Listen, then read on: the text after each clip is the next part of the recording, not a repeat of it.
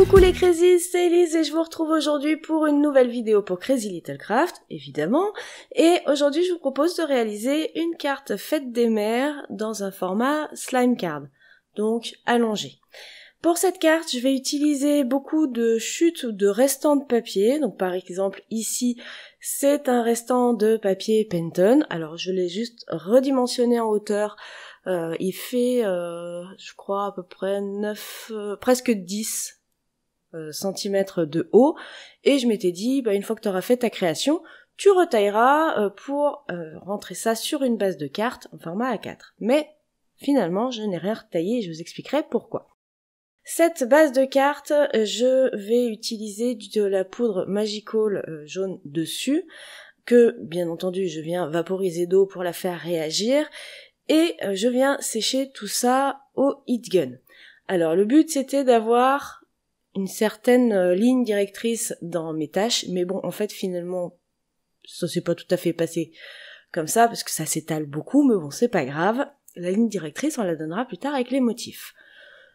Autre chute de papier Penton, cette fois pour réaliser un petit motif floral avec la planche Rose Éternelle. En ce moment, je travaille beaucoup avec, faut dire que je l'aime beaucoup. Et ces motifs, je vais les tamponner avec la Versafine noire pour pouvoir travailler mes motifs à l'aquarelle. Enfin, pas tout à fait l'aquarelle, avec des feutres aquarellables. Ça faisait très longtemps que je ne les avais pas sortis, vu que j'avais eu cet hiver une palette d'aquarelle que j'aime beaucoup. Et la raison pour laquelle je me suis tournée vers les feutres, c'est tout simplement parce que je n'avais pas à ma disposition la palette d'aquarelle.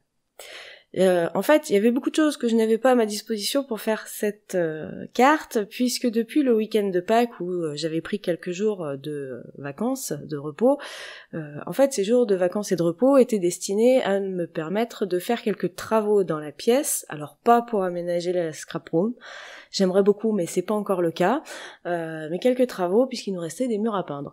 Et des murs à peindre qui ne se sont pas peints comme prévu. Voilà, du coup, le chantier n'est pas terminé et ma scrap room est actuellement rarement accessible et voire complètement bâchée, donc j'ai assez peu de temps pour travailler sur mon bureau. Et donc beaucoup de choses sont rangées dans des meubles inaccessibles parce qu'ils ont été déplacés ailleurs, donc j'ai fait un peu avec ce que j'avais sous la main.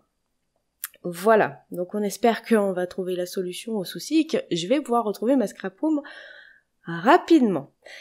Donc pour faire ma composition florale, évidemment j'utilise les masques proposés qui sont pas proposés, qui sont même inclus dans la planche de tampons. Je reçois souvent des messages, alors pas forcément sur YouTube, mais sur d'autres réseaux sociaux de vos masques, ils ont l'air autocollants, ou qu'est-ce que vous utilisez pour masquer, etc. Voilà, les masques sont directement inclus dans les planches de tampons. Effectivement, c'est du papier autocollant doux, et ils sont prédécoupés pour que vous n'ayez pas à le faire et pour que vous n'ayez pas forcément à chercher ou à acheter des quantités de papier hallucinantes pour avoir le bon papier de masquage. Voilà.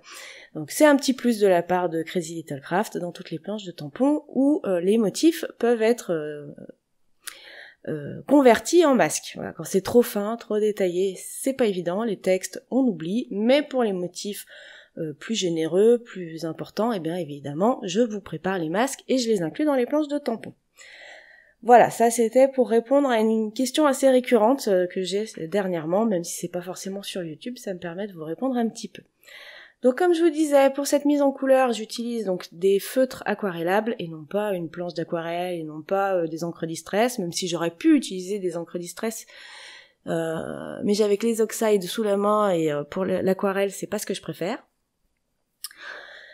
Donc c'était l'occasion de ressortir mes feutres, tout simplement, et de me redire encore une fois que les couleurs, elles sont juste waouh avec ces feutres quand on les aquarelle. Et pinceau réservoir d'eau, alors là c'est pas parce que j'aime bien, parce que non, je préfère un pinceau classique. D'ailleurs, on le voit pas à l'écran, mais je me verse toujours de l'eau sur ma plaque de verre un peu à droite ou quelque chose comme ça. Et je prélève même avec le pinceau à réservoir d'eau, je prélève de l'eau sur la plaque plutôt que d'appuyer dessus parce que je suis pas à l'aise avec ce truc-là. Voilà, donc mes petites fleurs, elles sont mises en couleur, je vais mettre en couleur également des feuilles, mais les feuilles, quand j'ai tamponné, je n'étais pas très contente du résultat parce que je trouvais que les 2 feuilles qui sont en haut à gauche, enfin en bas à gauche là pour l'angle de la caméra, mais enfin pas l'angle, mais bref, vous avez compris, quand on tient la composition dans le bon sens, en haut à gauche. Je n'étais pas satisfaite de ces 2 feuilles parce qu'elles avaient exactement le même angle et que du coup ça faisait quelque chose d'un peu trop, pas géométrique, mais je pense que vous voyez à peu près ce que je veux dire. Et du coup j'ai décidé donc de pas les finaliser, de pas les mettre en couleur et tout simplement en venant découper ma composition, je les ai retirées. Néanmoins, j'avais envie qu'il y ait un petit peu plus de feuillage que ça, donc ce que je vais faire, c'est marquer l'emplacement de ma mini-composition sur l'angle de mon devant de carte, avec un crayon et très léger, et je vais tamponner d'autres feuilles en essayant d'avoir des angles qui me conviennent un petit peu mieux. Donc on ressort la planche de tampon, on ressort les tampons feuilles, on ressort l'encre Versafine, et on va retamponner tout ça. Voilà. Alors, bien évidemment, je vais les mettre en couleur également.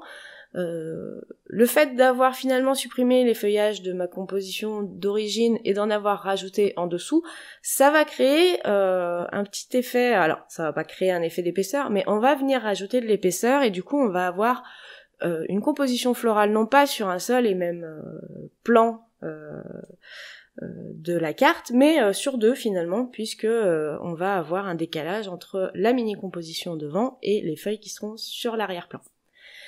Alors, je devais pas avoir tourné mon papier Penton dans le même sens, puisque là, sur cette mise en couleur-là, ça a été plus délicat, ou alors c'est peut-être la poudre qui m'a empêché de vraiment diluer les feutres à même le papier. Je ne saurais pas vous dire, un des 2 en tout cas, c'est sûr, mais effectivement c'était moins facile là à mettre en couleur que sur la petite composition. Et pourtant c'est le même papier, mais il suffit qu'il y en ait un où j'ai tamponné dans un sens et l'autre dans l'autre sens, et ça fait toute la différence des fois. Il n'y a pas le même grain d'un côté que de l'autre. Allez, on laisse tout ça de côté, et maintenant je récupère donc ces chutes de... Alors c'est pas des chutes, c'est les intercalaires que j'avais prévu d'utiliser au début pour le carnet de recettes, parce que j'avais envie de varier un peu les couleurs, et puis finalement je me suis dit non, ça va pas du tout.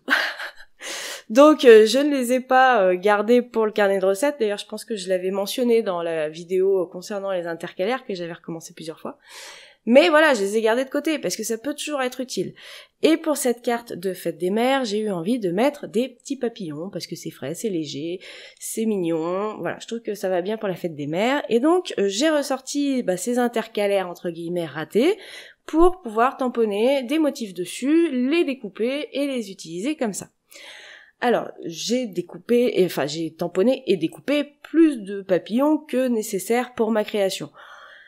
Donc, forcément je ne vais pas tous les utiliser. Alors, on pourrait tous les mettre dessus, mais voilà, moi s'il y en a trop, ça me plaisait pas. Bref, après c'est au goût de chacun, faut pas oublier. Donc je vous ai épargné toute la séance découpage. J'avais même fait des tentatives avec des découpes que j'avais d'avance de papillons et vidées sur du papier calque. Alors c'était joli, mais pour moi ça n'allait pas avec le reste, donc les papillons que vous voyez en haut à droite, on va pas les utiliser. Sachant qu'il y a des paillettes sur le papier calque, c'était pas vilain en soi. Mais ça va pas avec le reste de la composition, d'après moi, d'après mes goûts personnels. Donc ceux-là, on les prendra pas. Du coup, j'ai collé ma petite composition florale en bas à gauche, j'ai mis du volume, comme je vous disais, pour avoir un décalage entre les feuilles de devant et les feuilles de l'arrière-plan. Le fond, il est bien mignon, il est irisé, il y a des taches de différentes couleurs dans la poudre, c'est chouette, mais c'était pas assez travaillé, et comme je vous disais, je voulais une certaine ligne directrice dans ma composition globale, et en fait, du coup, je me suis dit, en rajoutant des petits tamponnages de fond, je devrais arriver à créer cette ligne directrice. Et je pense que c'est à peu près ce qui s'est passé. Donc j'ai tamponné le mini fond 10 avec une encre Distress Oxide jaune. pour faire un ton sur ton assez léger, et pour contraster un petit peu sans être trop présent, j'ai mis des extraits du tampon ensemble avec de l'encre Versafine grise, Versafine claire grise. Voilà, donc maintenant j'ai fait plein de petites tachounettes histoire d'avoir des petits points lumière au niveau des fleurs. J'ai bien insisté pour en avoir sur les fleurs parce que je trouve ça joli, et sur le fond pour casser la monotonie du fond uniforme, même si la couleur n'est pas uniforme elle-même.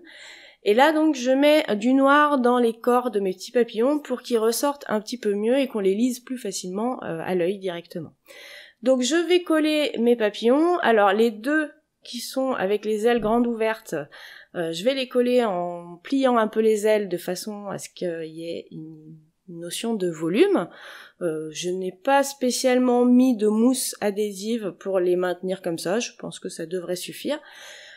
Le papillon le plus peps, le plus rose, je l'ai mis vers la composition florale qui elle aussi est très peps en couleur, pour éviter d'avoir l'œil qui se balade dans toute la carte pour garder deux points très puissants en couleur, alors que si c'est tout rassemblé au même endroit, c'est plus facilement lisible. Et voilà, je parsème mes petits papillons sur mon devant de carte. Donc voilà, on a commencé à utiliser des éléments, des chutes, enfin pas des projets ratés, parce que rien n'est vraiment raté, mais voilà, des choses que j'avais mis de côté parce que ça m'allait pas. Voilà, pouvoir les réutiliser comme ça, déjà d'une, ça économise en mise en couleur, hein. Du coup vous avez pas de mise en couleur à faire, c'est déjà fait. Et de deux, ça permet de ne pas gaspiller. Pour le message, j'ai utilisé la planche Bonne Fête numéro 2. Alors je me suis amusée, j'ai tamponné le Bonne Fête avec la Versafine classique et le Maman avec les feutres aquarellables Zig. Donc les feutres aquarellables, par contre, ça laisse une couleur dans le tampon, hein, je préfère vous prévenir. Moi maintenant, mon tampon Maman, il est rouge. Et j'ai rajouté un petit cœur qui vient de la planche Nuage de forme. Je vais d'ailleurs le réutiliser après sur la carte. Mais avant, on va découper notre petit sentiment. Donc j'ai simplement découpé une étiquette, un format étiquette, et que je suis venue retailler en forme de fanion sur l'extrémité, sur une des extrémités. Je vais venir le positionner en bas à droite de ma composition générale. Je vais même légèrement décaler sur le côté pour que ça dépasse. Alors au début je m'étais dit tu recouperas et ça sera bien aligné avec ta base de carte. Et puis en fait finalement vous verrez que je vais le laisser dépasser sur la base. Je vais même pas le redécouper, en plus comme j'ai collé, c'est tombé pile poil. Bref, j'ai eu de la chance. Je ressors mon encre grise, mon tampon cœur, je rajoute quelques petits cœurs sur la composition parce que voilà, c'est la fête des mamans, qu'on les aime très fort et que c'est toujours mignon d'avoir des petits cœurs. Alors c'est vrai que j'ai choisi du gris et du noir, donc le deuxième cœur vient également de la planche Nuage de forme.